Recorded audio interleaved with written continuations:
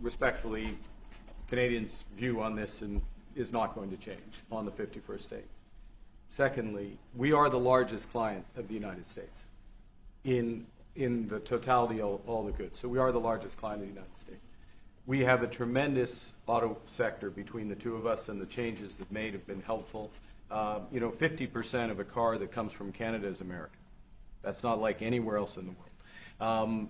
And to your question about is there one thing? No, this is a bigger discussion.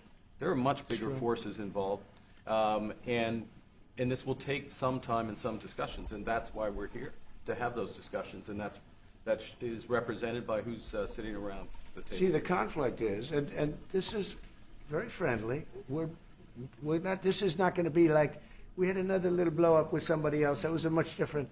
This is a very friendly conversation, but we want to make our own cars. We don't really want cars from Canada, and we put tariffs on cars from Canada, and at a certain point, it won't make economic sense for Canada to build those cars.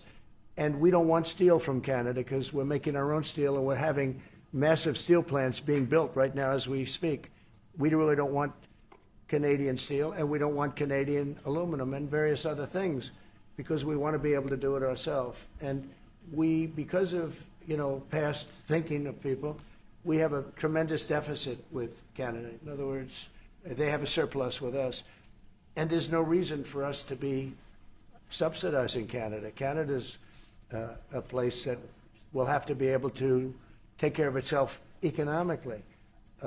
I assume they can. I will tell you that Trudeau, when I spoke to him, I used to call him Governor Trudeau. I think that probably didn't help his election. But when I spoke to him, I said, so why are we taking your cars? Why are we taking we want to make them ourselves. I mean, I said, and if the price of your cars went up, or if we put a tariff on your cars of 25%, what would that mean to you?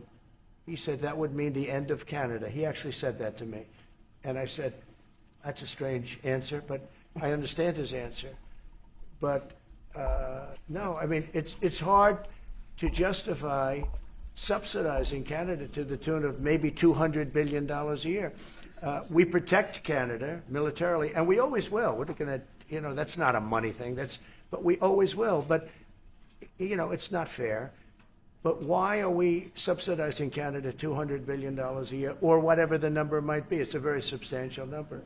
And it's hard for the American taxpayer to say, gee whiz, we love doing that. Thank you very much. We're going to have